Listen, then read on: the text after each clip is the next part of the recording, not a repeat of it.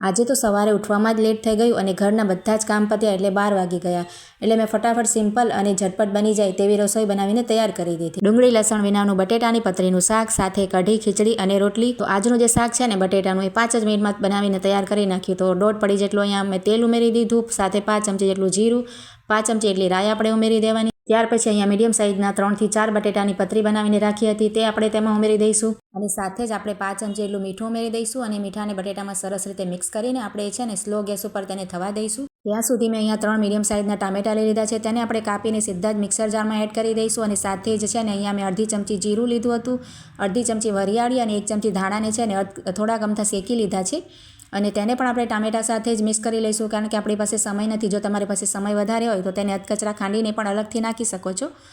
તો અહીંયા મેં બધી વસ્તુ પીસીને તૈયાર કરી લીધી છે. હવે આપણે બટેટાને ચેક કરી લઈશું. તો બટેટા પણ સરસ રીતે આપણા ગળી ગયા છે. હવે આપણે જે ટમેટા પીસીને રાખ્યા છે તે આપણે એડ કરી દઈશું તેમાં. અને સાથે જ આપણે સૂકા મસાલા પણ નાખી દઈશું. તો 5 ચમચી જેટલી હળદર, 1 ચમચી જેટલું કાશ્મીરી લાલ મરચું એડ કરીશું. અને અહીંયા ધાણા જીરું મેં ફક્ત 5 ચમચી જ લીધું છે, કેમ કે આપણે ધાણા પણ આખા નાખ્યા છે એમાં પીસીને. એટલે આપણે વધારે તમારે નાખવું હોય તો અડધી ચમચી પણ નાખી શકો. તો જો અહીંયા આપણે ફરીથી 5 ચમચી જેટલું મીઠું આપણે નાખી દઈશું. પહેલાં આપણે 5 ચમચી નાખ્યું હતું. અને સાથે થોડાક સમારેલા ધાણા પણ એડ કરી દઈશું. તો આ રીતે ખૂબ જ સરસ ટેસ્ટ આવશે. અને એકદમ આપણે જો તમે કેવું સરસ એનું ટેક્સચર આવ્યું છે. હવે આપણે છે ને આ રીતે મિક્સ થઈ જાય એટલે તમારે જોઈએ ને જેટલું આપણે તમારે રસ્સું કરવું હોય ને એ રીતના તમારે પાણી એડ કરી દેવાનું. અહીંયા મારે છે ને વધારે રસ્સું નથી રાખવાનું, એટલે મેં થોડુંક જ પાણી એડ કર્યું છે.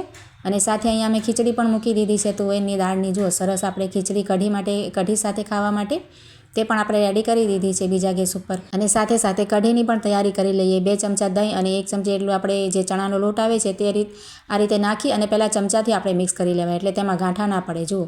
અને ત્યાર પછી સરસ મિક્સ થઈ જાય ને એટલે આપણે પાણી ઉમેરી દેવાનું. તમારે જોઈએ એટલું પાણી ઉમેરી અને 5 ચમચી હળદર નાખીને આપણે એક વખત છે ને આ રીતે વિસ્કર કરી નખાય. તો તેનાથી શું થશે કે આપણે એક પણ લમ્સ ના રહેશે.